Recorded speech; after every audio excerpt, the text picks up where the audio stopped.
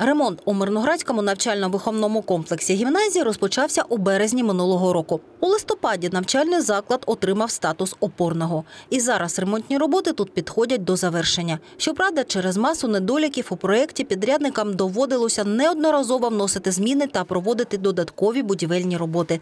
Це і спричинило певні затримки у реалізації проєкту. Несовершенство проектной документации, оно привело к тому, что затягивается и тендерная процедура, и по большому счету финансирование из-за этого затягивается.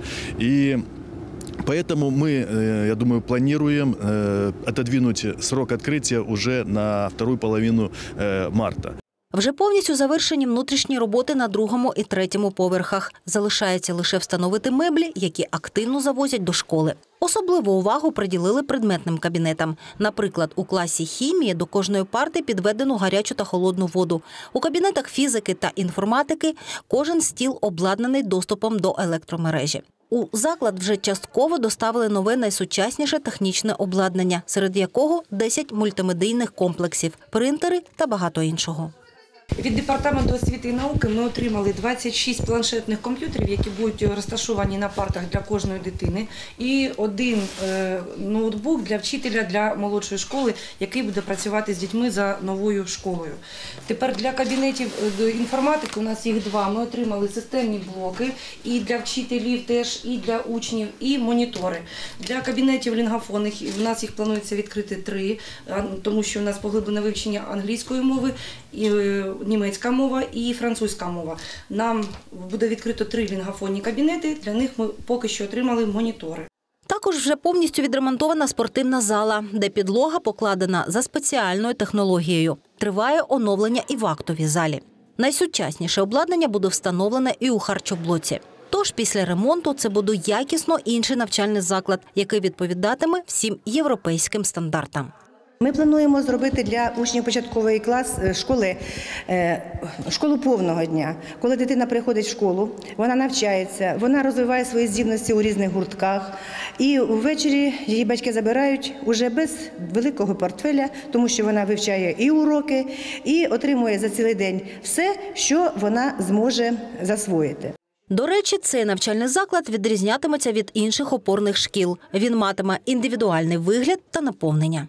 Наша школа буде мати свою індивідуальність. Для цього я командирувала директора школи Завгородню, директора ліцею, завідувача медкабінету Молчанову у Польщу. Вони цілий тиждень знаходились у Польщі, відвідували навчальні заклади. Вони подивилися, яке там оформлення і щось ми для себе візьмемо. Обов'язково. Ми вже замовили з Польщі частину